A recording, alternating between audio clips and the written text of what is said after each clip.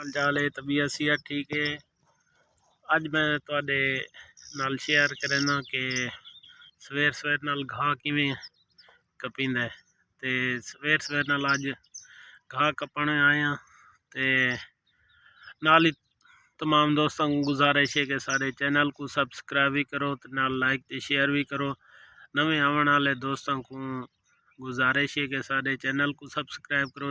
जिन्होंने लोगों किया है उन्होंने मेहरबानी, तो जिन्हें नहीं किया अल्लाह उन्होंने कोई तौफीक दे सी। दूजे नंबर ते अज धुप भी बहु गड़े दी है ते अज वेले नाल गर्मी भी लगती पई है। मैं आखे चलो दोस्तों नाल वीडियो शेयर करा ते ताकू भी पता लगे भी असां भी काम कार वाले बंदे हैं, देहात ही रहने वाले हैं। तो पता ते देहात की जिंदगी जिमें होंदी है।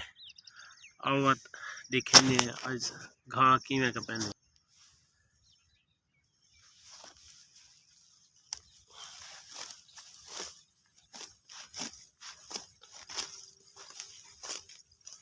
सारी वर्जी को ना दिखाए, काम कार वाले कपड़े इवें होंदे।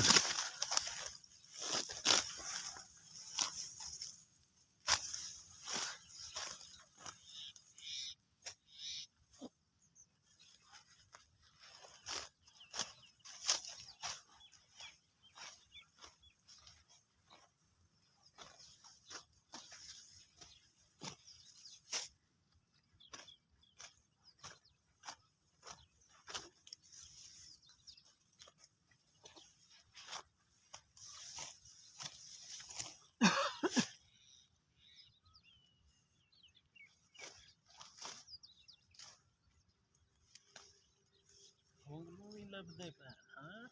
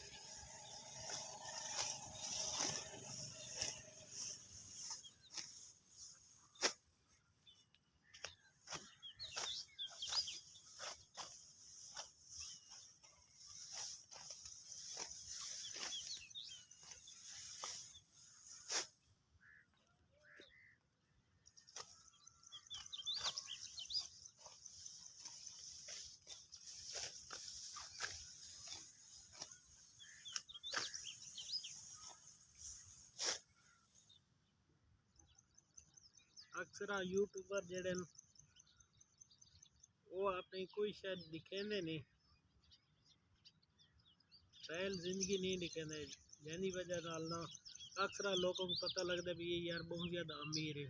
हकीकत इवें नहीं होती, जिवें सारा रहन सहन है तो उवें दिखाना होंदा है।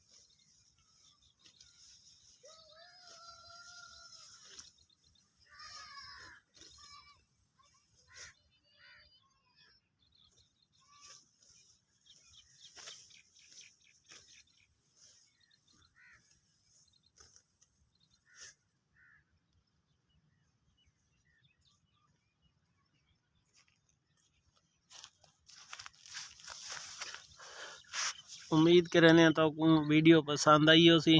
ते अज मैं तो दिखावा भी मैं वीडियो किवें बनाई है।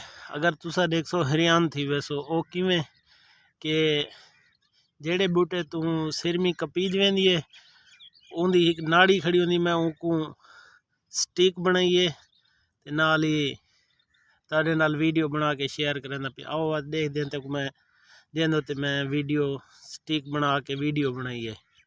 सादा मकसद है कि वीडियो देसी होवे, प्योर नेचुरल होवे, ताकि सारी देहाती जिंदगी दा लोगों को पता लगे। आओ तो दिखावा भी जेंदो ते मैं वीडियो बनाए ना रह गया। ये है मेरा स्टैंड ते तो को यकीन ना सी मैं सारी वीडियो यहीं ते बना के शूट की थी है। ये देखो ये है सादा सेल्फी स्टैंड। ठीक है बात दोस्तों, मिलते हैं एक नवी वीडियो दे नाल। ते वंजन तो पहले तमाम दोस्तों को गुजारिश है कि सारे चैनल को सब्सक्राइब करो ते इस किस्म की मज़ीद खूबसूरत वीडियो देखने की ते